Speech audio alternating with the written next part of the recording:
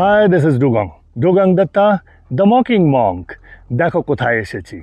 এসেছি উনা থেকে প্রায় 40 কিলোমিটার দূরে একটি ছোট্ট গ্রাম, অজানা গ্রাম। গ্রামের নাম পিপলু। কিন্তু এই গ্রামেরই পাহাড়ি গ্রামের সবথেকে উঁচু পাহাড়ে রয়েছে প্রায় 1200 বছরের গৌরবময় ইতিহাসের সাক্ষী কুটলেহর ডাইনেস্টির একমাত্র গৌরবময় সাক্ষী একটি একটি অজেয় ইনভিনসিবল ফোর্ট সোলাসিংহা। এই ফোর্টের সম্বন্ধে আরও অনেক অনেক কথা হবে চলতে চলতে ওপরে গিয়ে।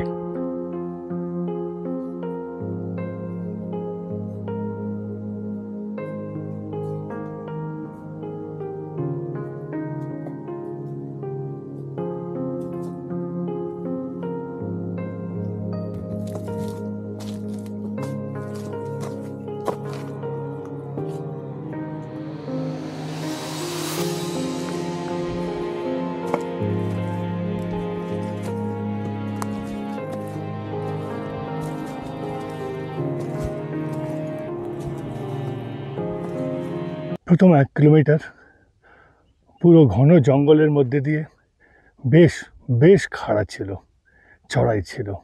কিন্তু 1 কিলোমিটার পরে মনে হচ্ছে একটু একটু সমতলে পৌঁছেছি। এর পরের রাস্তা হয়তো অতটা খাড়া নয়।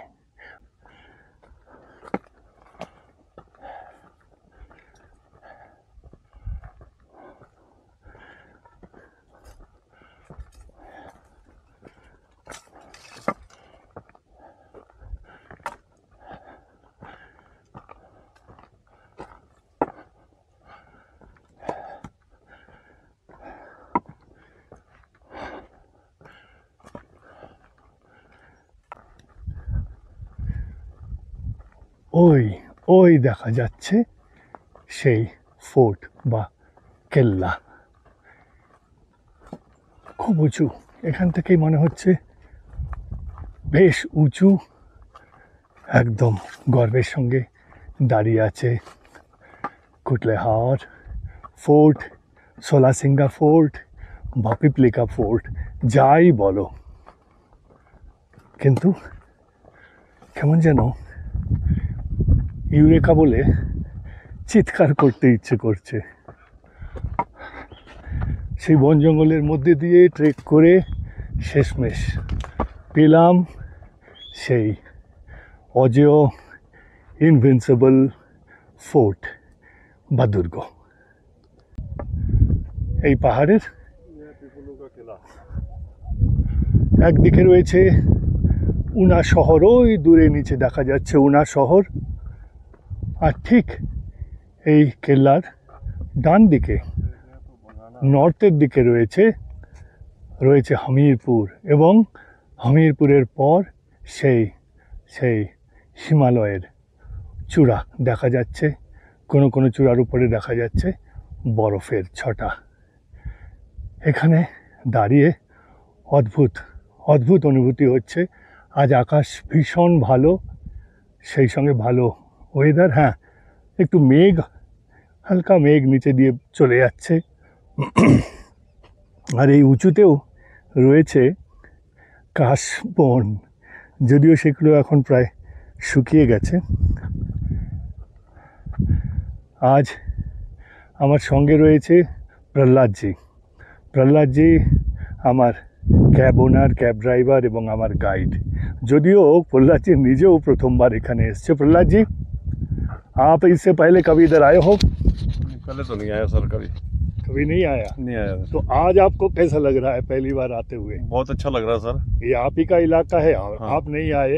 नहीं तो इतना कोई कस्टमर भी नहीं आया, आज आप ही आए पहली बार, तो बहुत अच्छा लग रहा है यहाँ पे आके। चलिए एक पुराना किला जिसको हम दोनों ने मिलकर चलो देखने आए हैं। आगे चल के देखते हैं इस किले का खासियत क्या है।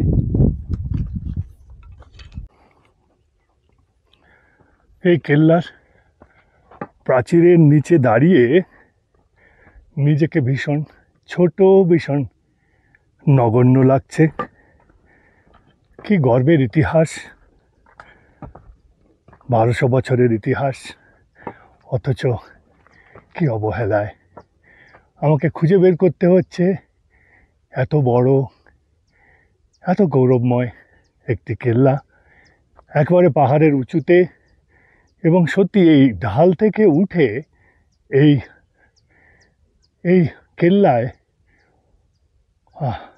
হামলা করা খুবই কঠিন। বাকিটা দেখব উপরে কেল্লায় গিয়ে।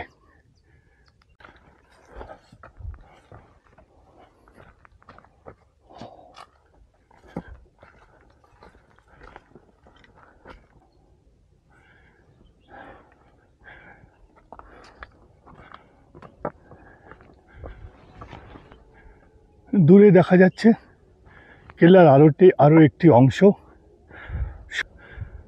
পুরো কেল্লাটিকে প্রায় প্রদক্ষিণ করে তবে পেলাম কেল্লার মূল প্রবেশদ্বার। হ্যাঁ, এন্ট্রি, প্রবেশদ্বার এখান থেকেই। কিন্তু বহু বছর পরিত্যক্ত থাকার দরুন পুরো কেল্লা ভেঙে পড়ে গেছে এবং চারিদিকে গজিয়ে উঠেছে অসংখ্য গাছপালা। জানি না কতটা সেফ এর ভেতরে ঢোকা, কিন্তু সবটা তোমাদের কাছে তুলে ধরতে হলে আমাকে তো এটুকু রিস্ক নিতেই হবে। চলো যাই কেল্লার ভেতরে। কেল্লার মূল দরজার দুপাশে রয়েছে দুটি জলাধার কিংবা সিকিউরিটি গার্ডের জায়গা। এ পাশে যেমন একটা রয়েছে তেমনি রয়েছে এ পাশেও।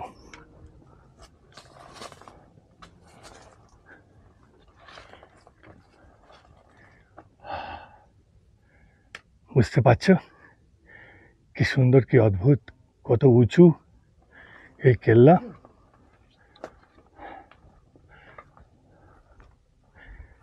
এই যে এখানে একটি কক্ষ, আর্চ ফর্মে রয়েছে তার দরজা। এদিকে রয়েছে ব্যারাক এবং ব্যারাকের সেই দরজাগুলো।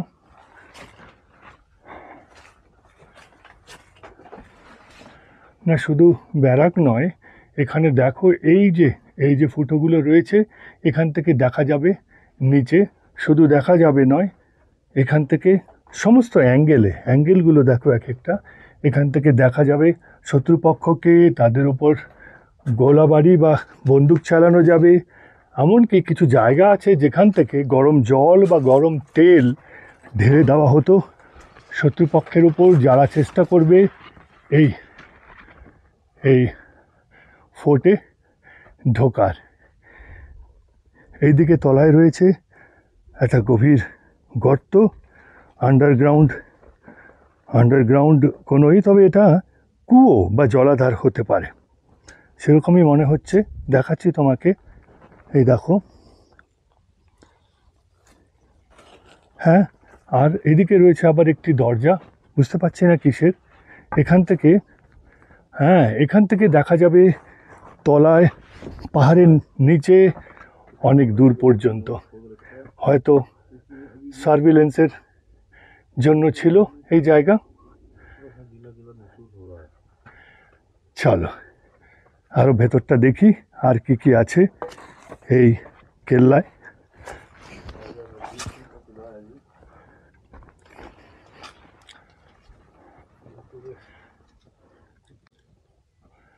সামনের এই অংশটি, উঁচু অংশটি হয়তো প্যালেসের অংশ, যেখানে রাজা তার রানী ও পরিবার নিয়ে থাকতো। আর ঠিক তার নিচে দুপাশে সারিবদ্ধ ঘর দেখা যাচ্ছে, এখানে হয়তো তার সেবক সেবিকারা থাকতো। এই যে দুপাশে,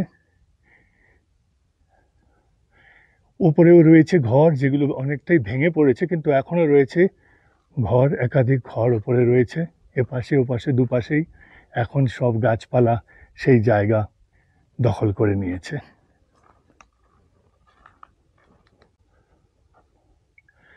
যা জানা যাচ্ছে, এই দুর্গটি তৈরি করেছিল কাংড়ার এক রাজা সনসার চন্দ, কিন্তু তারপর এই কিল্লাটির উপরে অনেকবার আঘাত হাঁটে, অনেকগুলো যুদ্ধ হয়। তার মধ্যে শেষবার 1805 খ্রিস্টাব্দে নেপালের রাজারা, গোর্খারা এসে আটক করে এই কেল্লাটিকে এবং ভীষণভাবে ধ্বংসলীলা চালায় এই কেল্লার চারিদিকে। শেষমেশ রাজা রঞ্জিত সিংকে এসে 1809 খ্রিস্টাব্দে তাদেরকে তাড়ায় এবং এই কেল্লাটিকে পুনর্নির্মাণ করে বা রিপেয়ার করে।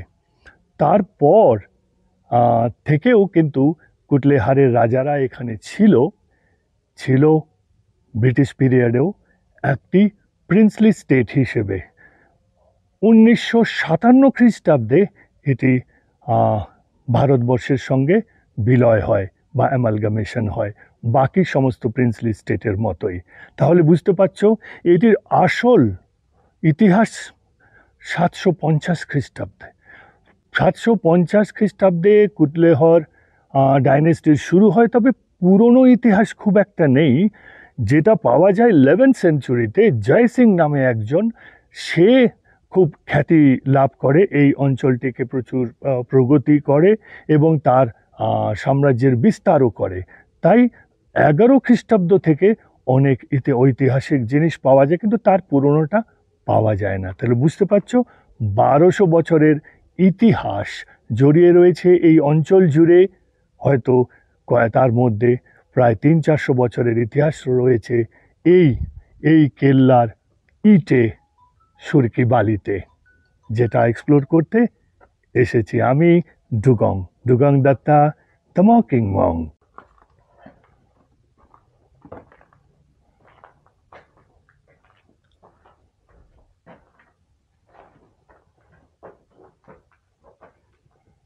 কত ইতিহাস গাথা আছে এর, প্রতিটি ইট, প্রতিটি পাথর, ইট নয় আসলে পাথর দিয়ে তৈরি হয়েছে, পাথর কেটে কেটে সেই তাই দিয়ে তৈরি হয়েছে এই কেল্লা। এই অংশটিও সম্ভবত প্যালেস ছিল।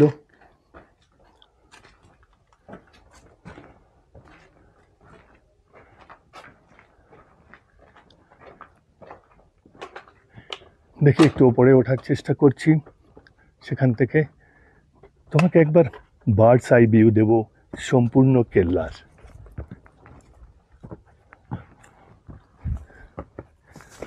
आगे जाने के लिए है सही, पर थोड़ा ध्यान से नीचे देखते। आगे कहाँ तक जाएंगे, उधर है। हाँ, आराम आराम से निकलो। খুব বিপজ্জনক, বললাম এইটুকু ঝুঁকি তো আমাকে নিতেই হবে তোমাদের জন্য।